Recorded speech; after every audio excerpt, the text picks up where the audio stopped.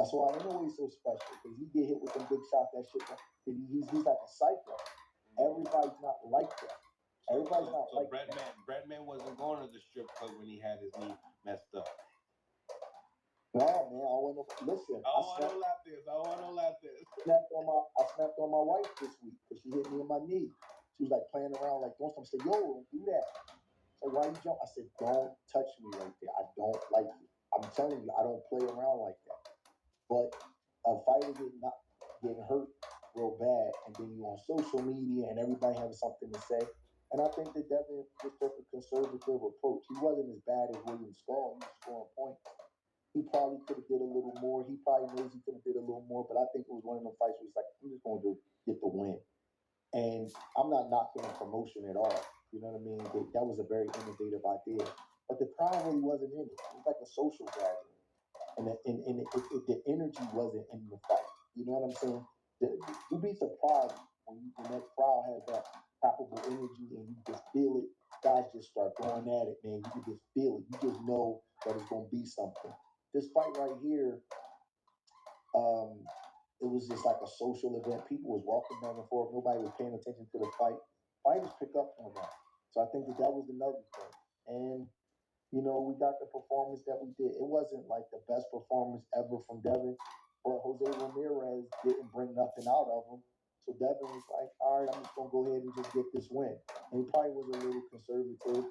I think his next fight will be better. And the next fight after that, he'll be better. It takes some time to get back when you was embarrassed and hurt and concussed. It does. 9 out of 10 fighters, it takes time. Every once in a blue moon, you get a guy that's just crazy. Like the Hearns or the Terry Norris, where they don't give a fuck. It's like, whatever. I just got caught. I'm coming back. But most times, it's like, all right, let me get a little bit. Let me take my time. Let me do this. You got to get used to getting hit with the headgear, without headgear, with the small gloves on. It takes time. Devin's a young guy. It's going to take him a little bit of time, man. Ryan hurt me. Sometimes being humble and being honest is just the best bet. Ryan hurt that. He was hurt. I'm looking at the fight like, God damn, man. Like I seen his legs go from him. So the next time he's in the ring, he gotta those you be fighting those demons. You feel that shit. You know what I'm saying? So I think he's gonna be okay. He just gotta take his time and, you know, find what style is right for him, not listening to these media members, and he'll be okay.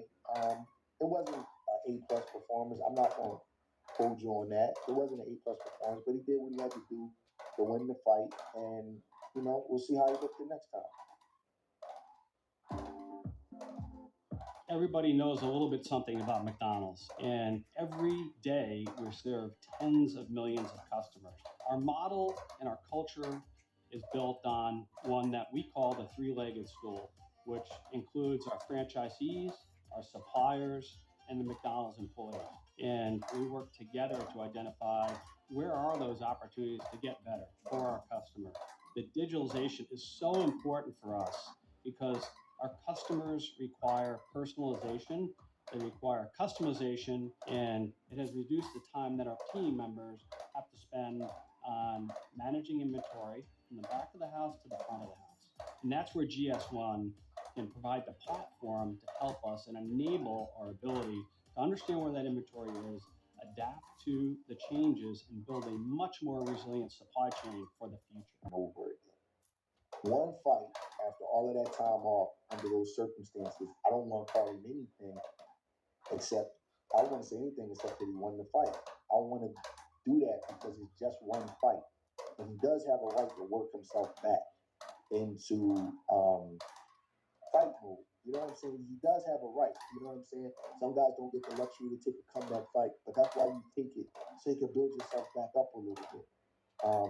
I won't call him gun shy yet, you know, but if this happens, let's say he fights 3-4 more fights and he keeps looking like that over and over again, and you say, all right, you know, like Hector Camacho.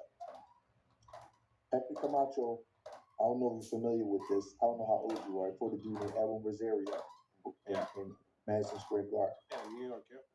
And Rosario was probably the best lightweight puncher of the 80s outside of Alexis Arguello.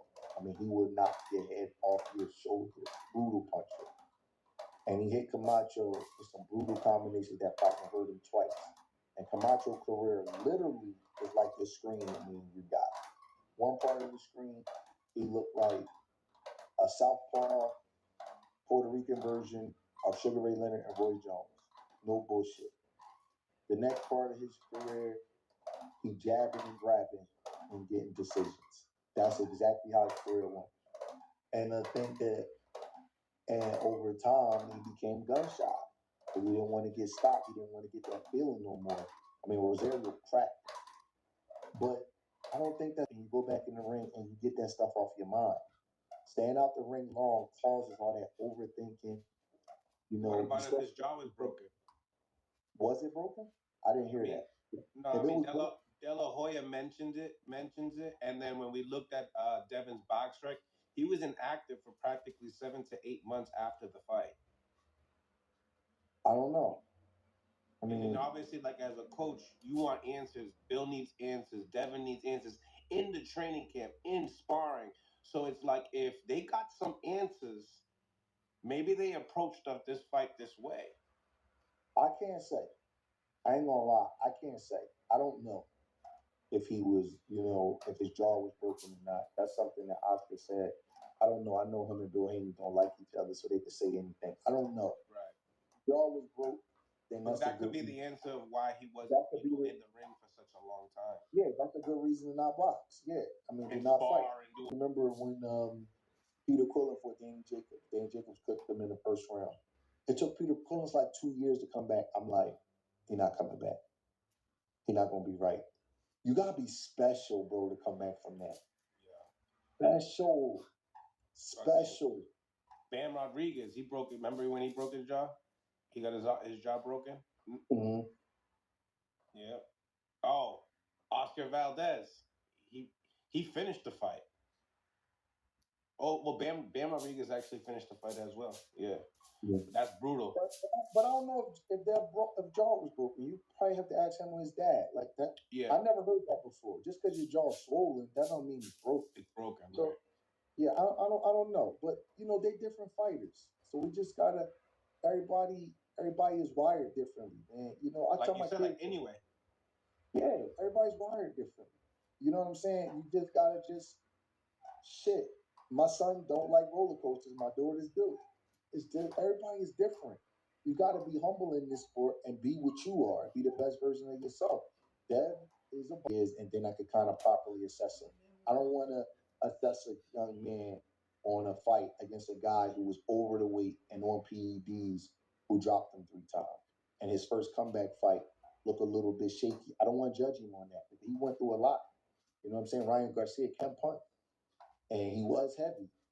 And Dev did get knocked down 3 times, whether they count on his record or not. Those punches still count on his body. He still felt it. So I want to give a man a little bit of grace and let him see how he looked coming back. And then moving forward, 3-4 fights down the road, if he's still performing like that, then I'll say, okay, Dev didn't change. But one fight, I don't think that's fair. Fair to say.